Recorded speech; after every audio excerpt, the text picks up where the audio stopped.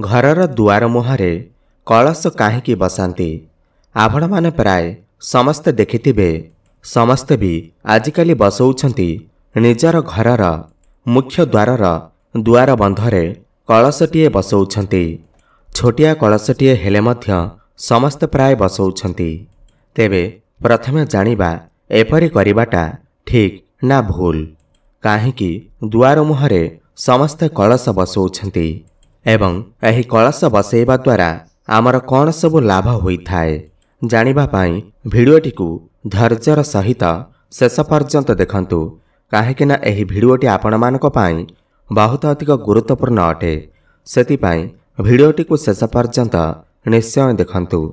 एहा परिवारु जदि आपण माने भी माँ लक्ष्मी को प्रभु गणेश को सच्चा हृदय भक्ति करुथांती विश्वास करुथांती तेबे एही भिडियोटी को लाइक करी कमेंट बॉक्स रे जय माँ लक्ष्मी जय श्री गणेश अवश्य लिखि दियंतु। आजिकाली प्रायतः बहुत लोक घरर दुआर मुहरे कलशटीए बसौछंती। तेबे प्रथमे जानिबा एहा ठीक ना भूल। शास्त्र अनुसार निश्चिंत भावरे ठीक। जदि आपण भी एपरि करुछंती ताहेले भल कामटीए करुछंती। दुआर मुहरे कलशटीए स्थापन कले निहाती भावरे भगवानकर कृपा आमको प्राप्ति होइथाए। भगवान आमर कल्याण करिथांती एवं देवता माने खुशी होइथांती। तेबे काहेकि देवता माने खुशी होइथांती?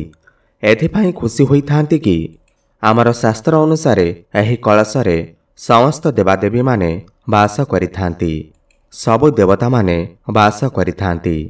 कलशरे ब्रह्मा विष्णु सदाशिव ता सहित समस्त तीर्थजल समस्त सागर एवं समस्त देवादेवी माने वास करिथांती। तेबे घरर मुख्य द्वार निकटरे जदि आपण कलशटीए स्थापन करंती ताहेले एहा आपण मानक पाई शुभ फल निहाती भाବରେ आनी करिदेब। तेबे एही कलश बसैबा मध्यरे बहुत लोक बहुत गुड़े भूल मध्य करिथांती। कौन भूल करिथांती ना आपण माने प्रायतः देखिथिबे। आपण देखिथिबे लोक माने खाली कलशटीए रखी देइथिबे।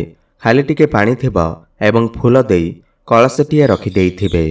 किमा केही केही कौन करंती ना किछि परिबा मध्य रखी देइथांती। बाकी किछि कौन करंती ना कदलीटीए रखी देइथांती नहले गुआटीए पानी भितरे पकेई देइथिबे। एभरि करिबा कथा नुहे।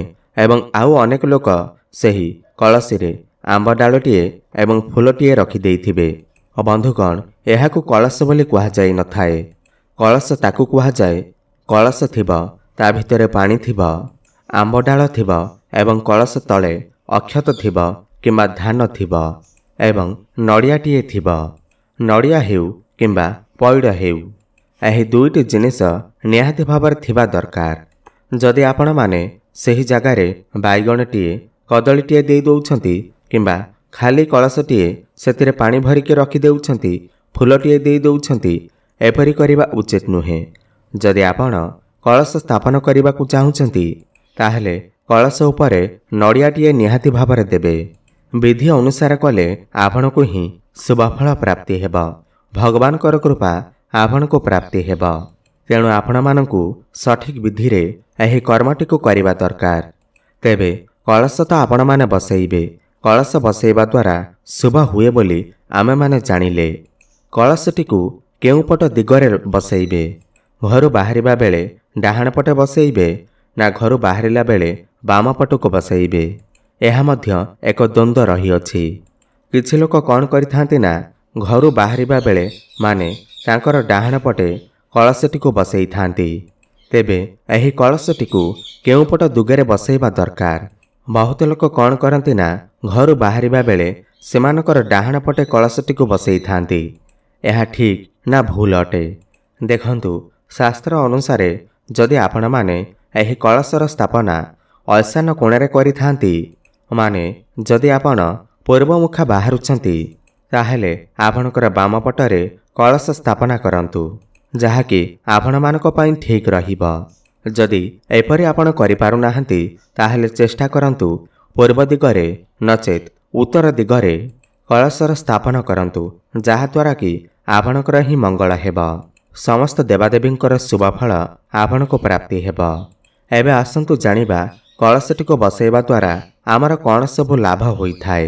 देखंतु जदि प्रत्येक दिन आपण माने घरे कलशटीए स्थापन करती ताहेले आपण मानकर भूत प्रेतर बाधा रहिब नाही, घरे नकारात्मक शक्तिर प्रभाव रहिब नाही। जदि आपणकर कोनोसी कामरे बाधाविघ्न आसुथिला किंबा आपणकर कोनोसी काम अटकी जाउथिला से सबुरे आउ असुविधा देखादेब नाही। विवाहरे जदि विलंब हेउथिला ताहेले मध्य एहा समाधान होइजिब। आपणकर घरकू विवाह प्रस्ताव मान आसीपारे।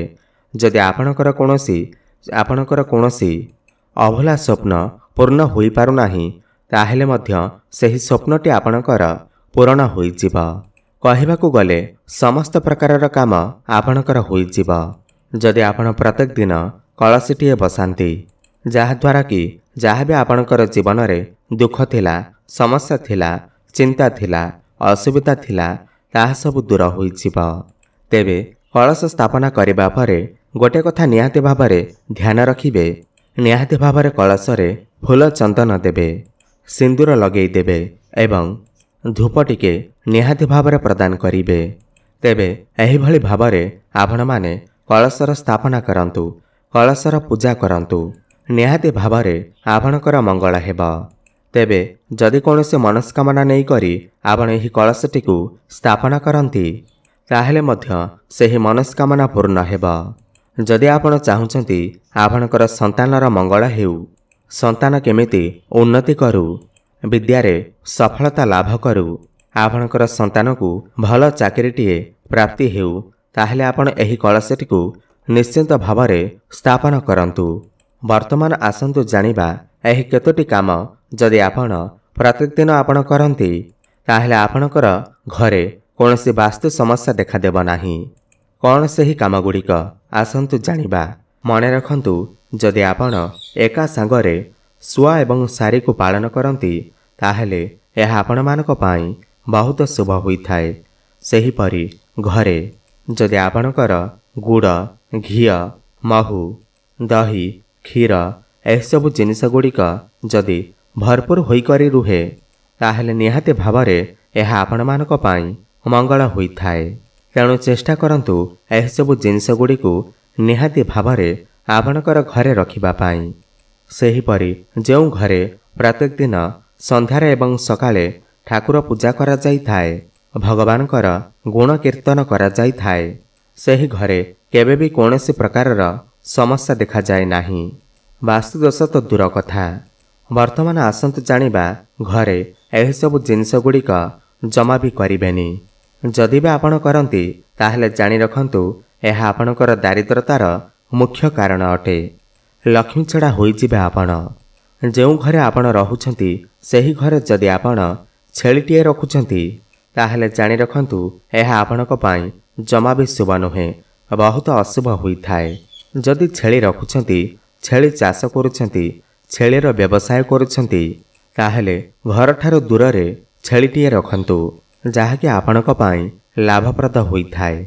मने रखंतु जदि आपणकर घरे छेली जदि बुले ताहेले मध्य आपणकर घरकू दारिद्रता आसीथाए। तेणु एही कथार निहाती भावरे आपण ध्यान देबे।